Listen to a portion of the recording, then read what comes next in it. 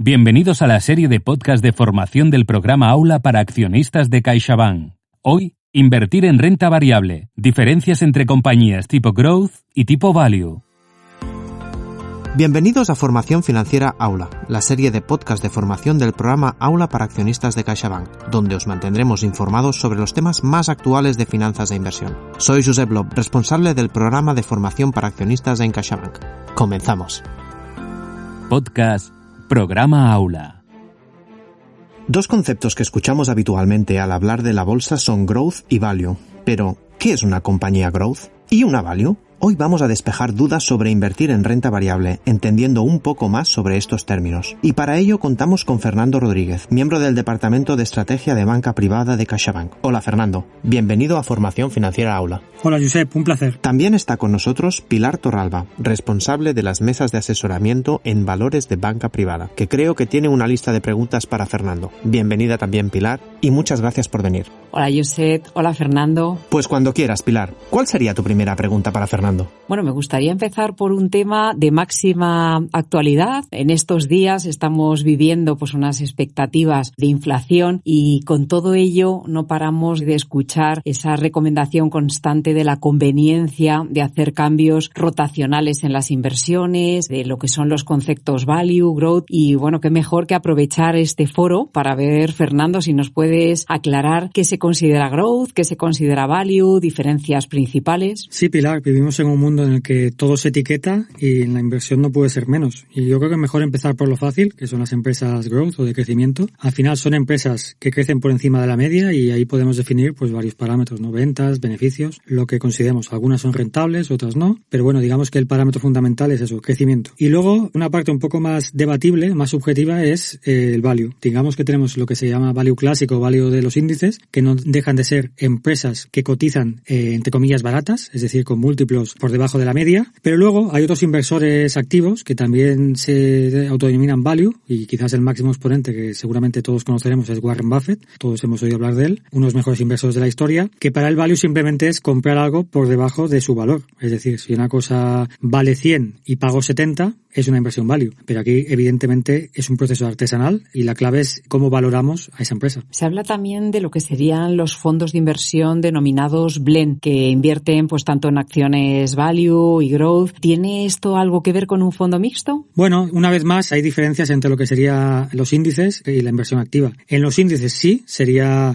un punto medio entre ambas, al final no sería ni decantarse por un sesgo ni por otro. En la gestión activa, al final es que el propio gestor, que es quien decide en qué invierte, no se ata las manos hacia una cosa u otra y puede comprar de ambas, es decir, puede comprar algunas empresas value y algunas empresas growth o algunas que no sean ni una cosa ni la otra. O sea, para entendernos, que si estamos hablando de blancos y negros, sería el gris, ¿verdad? Exactamente, como todo en la vida no hay solo blancos y negros y hay muchos grises, con lo cual es un poco eso. Oye, Fernando, ¿y qué caracteriza a un inversor o qué cualidades tiene que tener para invertir por compañías growth o para ser un inversor value? Bueno, de alguna manera el inversor growth lo que está pagando es crecimiento y está dispuesto a pagar por ese crecimiento, que es un bien escaso. No hay tantas empresas que crezcan mucho y por tanto por eso suelen estar caras y ese inversor no le importa pagar ese sobreprecio. Y en cambio el inversor value es un poco la inversión de la compra que hacían nuestras abuelas, que es comprar cosas, como decíamos antes, de oferta entre comillas. Pero claro, aquí la clave está en determinar si algo que está barato es realmente una gran oportunidad o realmente está barato porque es un negocio ya de mala calidad y en declive. Y es un poco el punto clave en este tipo de inversión y por eso es quizás más difícil. Otra pregunta que nos hacen mucho los clientes, el horizonte temporal. ¿Consideras que es algo que se debe de tener en cuenta a la hora de escoger entre un tipo de empresas u otra? Clarísimo, es decir, yo creo que el horizonte temporal es fundamental, ya no solo si queremos escoger entre value growth, sino para cualquier tipo de inversión, pero en este caso también, ya que ahora mismo vivimos un periodo en el que las empresas de crecimiento, fundamentalmente las grandes tecnológicas americanas, lo han hecho especialmente bien. Desde la crisis de Lehman Brothers de 2008,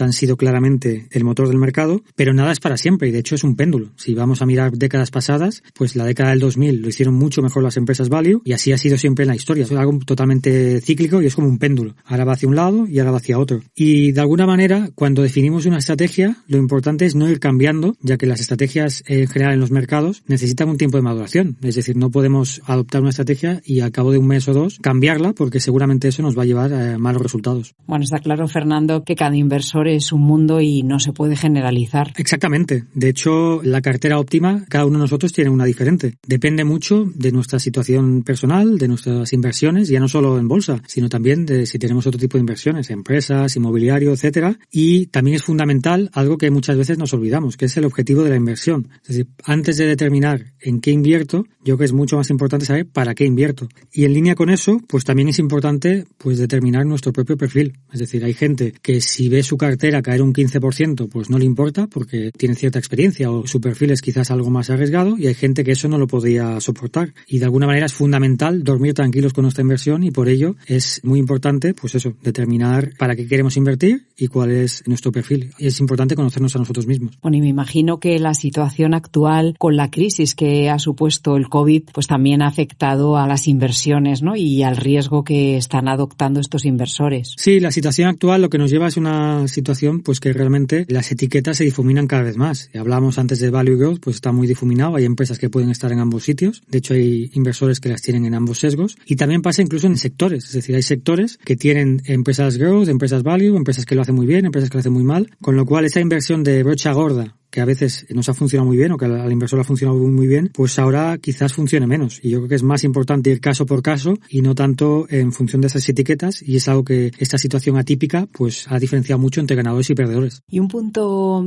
importante que también me gustaría que nos aclarases y que lamentablemente pues es muy habitual, el de aquellas compañías pues que han bajado muchísimo por los motivos que sean, y esa convicción que tenemos los inversores de que como ha bajado mucho está barata y tengo que aguantar en ella porque ya subirá, cuando a lo mejor no estamos valorando el coste de oportunidad. Absolutamente, Pilar. Yo creo que estás comentando algo que sucede mucho, que es ese sesgo psicológico que normalmente también se conoce como trampa de valor. Es decir, todos pensamos que una empresa que ha caído un 50% está barata, y puede estarlo o no, porque aquí lo importante son los beneficios. Es decir, si una empresa cae un 50%, pero sus beneficios han caído un 80%, realmente estamos pagando un precio más caro que antes de la caída. Y al revés, otra barrera importante es cuando una empresa ha subido mucho, pongamos que una empresa se ha duplicado, ha subido un 100%, pues todos tenemos cierto vértigo o cierta apensión a comprar ese tipo de empresas. Y a lo mejor es lo contrario, porque a lo mejor ha lanzado un nuevo producto, una nueva patente que multiplica por 5 sus beneficios y realmente está mucho más barata que antes de la subida. A mí siempre me viene a la cabeza una frase de Peter Lynch, para que no lo conozca, pues otro de los grandes inversores de la historia, que él compara la inversión con la jardinería. Al final él lo que dice es que tu cartera tiene que ser como un jardín en el cual tienes que regar las flores y arrancar las malas hierbas. Y esas empresas que caen a veces serán malas hierbas y será más fácil que recuperes la pérdida en otras que en esa misma empresa. Bueno, desde luego un ejemplo muy visual. Y para llevar todo esto que nos estás contando, Fernando, al terreno práctico, ¿podrías ponernos, por favor, ejemplos en la bolsa española de lo que son compañías value growth, sin que evidentemente signifique ningún tipo de recomendación para los que nos están oyendo? Sí, por supuesto. En Europa y en España hay de ambos tipos. Lo que sí que es verdad es que en Europa nos va a ser más fácil seguramente encontrar empresas valor. Empezando por las empresas de crecimiento en España, y nos quedamos con el IBEX para no irnos a empresas quizás menos conocidas o más pequeñas, pues yo mencionaría quizás el caso más evidente, que es Amadeus. Amadeus es una empresa tecnológica que opera a nivel global y que pues de alguna manera facilita la intermediación entre agencias de viajes, aerolíneas, y es una empresa con una implantación mundial. En empresas value tenemos muchos ejemplos, desde las telefónicas en el sector de telecomunicaciones, Repsol en petroleras, y también bancos. Digamos que tenemos muchos ejemplos, ya que como he dicho antes, pues en Europa hay más sesgo hacia empresas value que growth, y lo hemos dicho antes, en Estados Unidos pues las empresas growth tienen un peso muy superior, sobre todo gracias a las grandes tecnológicas americanas. Oye, Fernando, ¿y qué criterios hay que tener en cuenta para hablar de compañías de alta calidad? Lamentablemente no tenemos un manual, una guía que nos diga cuáles son, porque si no seguramente pues todos las seguiríamos y serían las que tendríamos, pero sí que hay algunos principios que son bastante comunes y que yo creo que sí que son válidos para hacer esa selección. Por un lado, yo creo que es muy importante la deuda.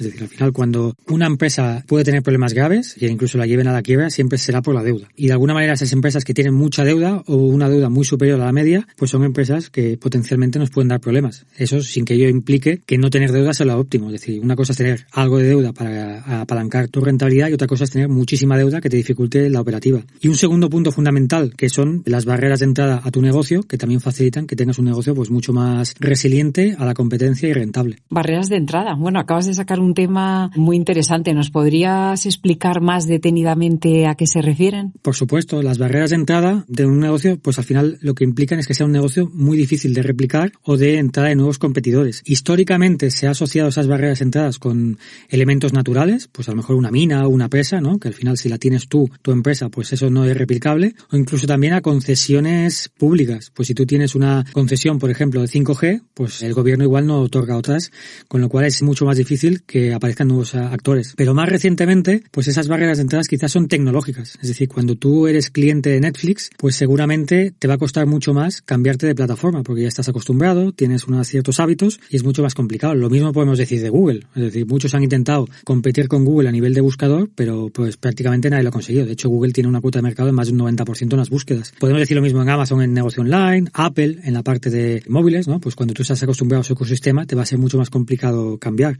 Y de alguna manera eso le permite a esas empresas pues ser mucho más rentables porque la sensibilidad al precio de sus consumidores o sus clientes es mucho más baja. Bueno, hablando de este concepto que nos acabas de mencionar de barreras, en informes de compañías sí que se escucha con frecuencia el concepto de MOAT, ¿no? El foso o del castillo. ¿Tiene algo que ver? Sí, exactamente, es esto. Yo creo que es una explicación visual que a veces antes hablamos de Warren Buffett, pues yo creo que es una forma de explicar lo que acabamos de hablar de barreras de entrada, pues con un ejemplo visual. Esas barreras de entrada, o moat en inglés, serían el foso de un castillo. Es decir, imaginemos que el castillo sea el negocio de la empresa y el foso sea lo que, entre comillas, la protege de los competidores. Pues evidentemente, cuanto más amplio y más profundo sea el foso, menos riesgo tenemos de que los competidores nos ganen cuota de mercado o que incluso se lo planteen. Es decir, seguramente ahora mismo no haya muchas empresas que se planteen competir con Google en la parte de buscadores porque realmente ya ven que ese foso es muy amplio. Pues bueno, yo creo que con ese ejemplo se visualiza bastante lo que son las barreras de entrada. Bueno, concepto muy visual también. Quería preguntarte además si son más predominantes las compañías de algún sector concreto en las tipo growth y en las tipo value. Sí, claramente hay sectores más sesgados hacia unas u otras. Yo creo que el sector más evidente o los sectores más evidentes en la parte de crecimiento son tecnología y comunicaciones, pero como he dicho antes, pues también tenemos, por ejemplo, en la parte de salud todo lo que son dispositivos y medtech, es decir, la parte más de dispositivos médicos, también se considera growth o incluso semiconductores. Bueno, digamos que esos son sectores o negocios más sensibles a la parte de crecimiento. Y en la parte value, pues lo mismo. Es decir, antes hablamos del caso español, pues hay sectores como telecomunicaciones, autos, que siempre están asociados a esa parte. Pero yo aquí en la parte value me gustaría diferenciar entre dos subgrupos, es decir, lo que sería el value más cíclico o de calidad y el value con riesgo de disrupción. ¿Qué diferencias hay entre ambos? Pues que el primero simplemente es una cuestión de ciclo económico. Es decir, yo aquí pondría el ejemplo de las mineras. Son empresas que de alguna manera sus beneficios dependen del ciclo y cuando el ciclo es favorable, los precios en el caso de las mineras suben y sus beneficios crecen, con lo cual simplemente depende de la evolución del ciclo, no hay un riesgo de disrupción muy evidente. En cambio, esos sectores que quizás tengan más nubarrones, ¿no? en el futuro, pues son sectores con ciertos riesgos de que a lo mejor el pasado no vuelva a repetirse. Y es el caso, por ejemplo, de las petroleras, con todo el movimiento ESG, pues quizás no volvamos a consumir el mismo petróleo que consumíamos hace años, o el caso de los autos con la nueva disrupción en el tema del coche eléctrico. Por lo tanto, como decíamos antes, yo creo que también es importante tener esa visión más amplia y no solo quedarnos con la etiqueta principal que a veces esconde pues muchas realidades diferentes. Y adicionalmente a esto que comentas, ¿las financieras no serían también un clásico ejemplo de value? Sí, claramente. Y de hecho tiene un punto que es que tiene, de esto que acabamos de comentar, tiene características de ambos. Por un lado, ese riesgo de disrupción, sobre todo con las fintech, ¿no? Y el hecho de que cada vez pues vamos menos físicamente al banco y puede ser que haya ciertas tentaciones de grandes empresas tecnológicas a entrar en este negocio. Y por otro lado, también tiene esa parte cíclica, ya que tiene una gran sensibilidad a los tipos de interés. Y todo eso, digamos que sus beneficios dependen mucho de si los tipos de interés están altos o bajos, ya que impacta directamente en el margen. Por tanto, es un caso bastante singular que tiene características de ambos subgrupos de value. Bueno, Fernando, y hablando del IBEX, me gustaría preguntarte cómo afecta la composición sectorial del índice a su rentabilidad y si tú consideras que refleja fielmente la situación del país. Sí, totalmente. El IBEX al final es un rare avis, tanto dentro a nivel global como dentro de Europa, y sobre todo por la composición que tiene. Es decir, tú lo has comentado, el sector financiero, bancos, más utilities, las Enagas, Endesa famosas, pesan pues casi un 50%, y si a ello le sumamos tres empresas que tienen mucho peso, como son Inditex, Repsol y Telefónica, nos vamos a un 75% casi de lo que es el índice. Por lo tanto, no es un índice que sea realmente representativo de la economía española, ya que yo creo que todos entendemos que la economía española tiene una enorme dependencia del sector servicios. Y de ahí un segundo punto que nosotros siempre comentamos, que es importante la diversificación geográfica y no solo invertir en empresas españolas, ya que en muchos casos hay muchos sectores o sesgos que no están representados. Bueno, nos quedan unos pocos minutos. ¿Alguna recomendación más para acabar? Bueno, Bueno, yo quizás primero determinaría, ¿no?, si queremos estar invertidos en renta variable o no. Y a partir de ahí, yo creo que es muy importante trazar un plan. Una vez tracemos un plan, lo segundo, como decíamos al principio, es definir qué objetivos queremos alcanzar con esta inversión. Tercero, pues lo que decíamos antes también, ser muy sinceros con nosotros mismos, es decir, ser conscientes de lo que es el perfil de riesgo que tenemos y cuánto aguante podemos tener hacia un movimiento adverso de mercado. Y por último, pues si nuestro horizonte temporal es a largo plazo, pues tampoco hacer lo que se suele hacer en el market timing, de ahora compro más abajo, compro más arriba, ya que un poco, como suele decir Warren Buffett, el mejor momento para invertir en bolsa es ayer, y básicamente por eso, porque si no siempre vamos a encontrar motivos para no invertir. Si baja, porque compraremos más abajo; si sube, porque está muy caro, y de alguna manera siempre estaremos fuera. Por tanto, y en conclusión, si queremos estar en renta variable, tracemos un plan, definamos el riesgo que queremos asumir, y a partir de ahí, pues de alguna manera intentemos aislarnos del ruido del corto plazo. Bueno, desde luego, Fernando, entiendo con lo que dices que aquello de comprar abajo y vender arriba, por lo menos de manera consistente, no está inventado, ¿verdad? No, lamentablemente no. Si no, seguramente no estaríamos ninguno de nosotros aquí. Creo que si alguien supiera hacerlo, tendría una larga cola de inversores delante de su puerta. Muchas gracias, Fernando y Pilar, por vuestra conversación. En cada capítulo aprendemos un poco más sobre finanzas de inversión. Gracias a ti, Josep, por invitarme. Gracias, Josep. Y hasta aquí un nuevo capítulo de Formación Financiera Aula. Esperamos que haya resultado interesante y tengamos más claras las diferencias entre compañías tipo Growth y tipo Value en el momento de invertir en renta variable. Os esperamos en el siguiente episodio, donde contaremos con Enric González de CaixaBank, quien nos introducirá en el significado de la gestión del riesgo de crédito en un banco. Nos escuchamos. Recordad que podéis seguirnos en las principales plataformas como Spotify y en nuestra web corporativa. Un saludo y gracias por la confianza. En CaixaBank no nos hacemos responsables de la opinión de los expertos y colaboradores, ni nos identificamos necesariamente con sus opiniones proporcionadas en estos podcasts.